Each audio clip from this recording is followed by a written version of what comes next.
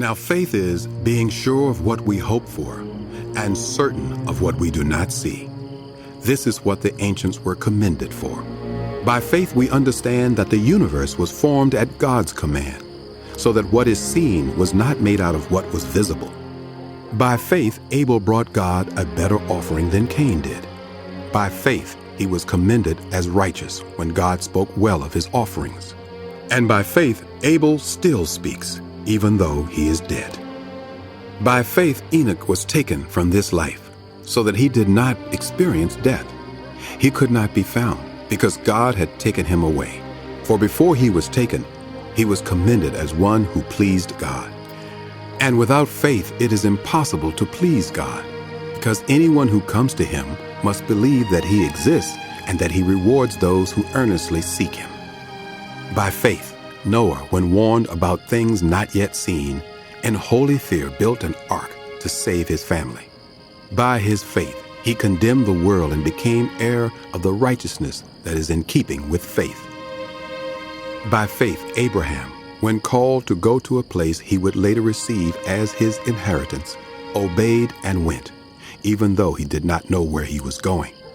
By faith, he made his home in the promised land, like a stranger in a foreign country. He lived in tents, as did Isaac and Jacob, who were heirs with him of the same promise. For he was looking forward to the city with foundations, whose architect and builder is God.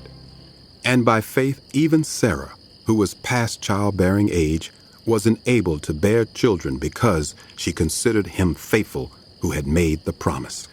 And so from this one man, and he as good as dead, came descendants as numerous as the stars in the sky and as countless as the sand on the seashore.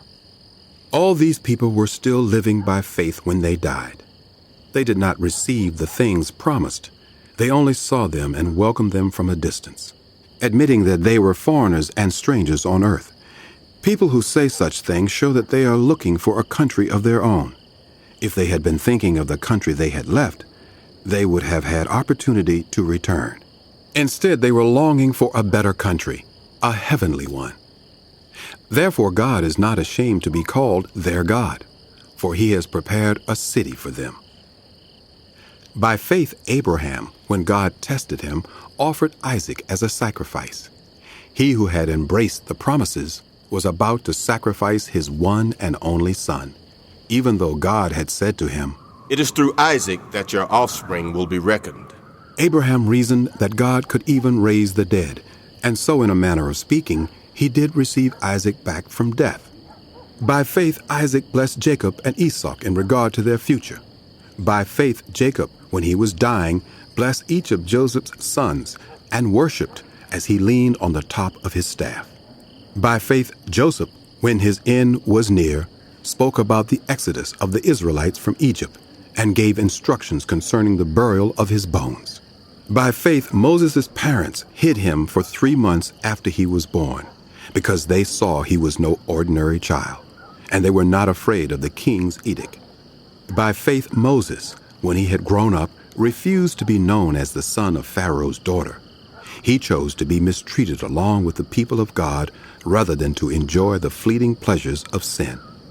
He regarded disgrace for the sake of Christ as of greater value than the treasures of Egypt, because he was looking ahead to his reward.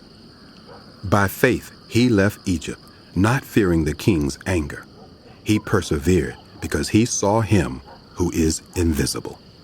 By faith, he kept the Passover and the application of blood, so that the destroyer of the firstborn would not touch the firstborn of Israel. By faith, the people passed through the Red Sea as on dry land, but when the Egyptians tried to do so, they were drowned. By faith, the walls of Jericho fell, after the army had marched around them for 7 days. By faith, the prostitute Rahab, because she welcomed the spies, was not killed with those who were disobedient. And what more shall I say?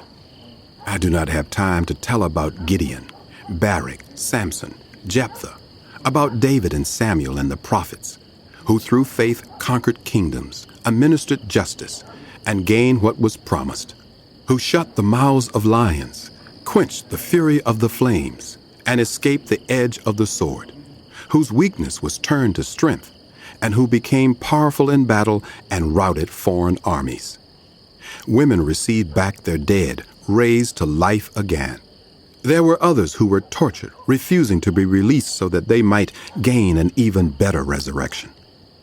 Some faced jeers and flogging, and even chains and imprisonment. They were put to death by stoning. They were sawed in two. They were killed by the sword. They went about in sheepskins and goatskins, destitute, persecuted, and mistreated. The world was not worthy of them. They wandered in deserts and mountains and in caves and holes in the ground. They were all commended for their faith, yet none of them received what had been promised.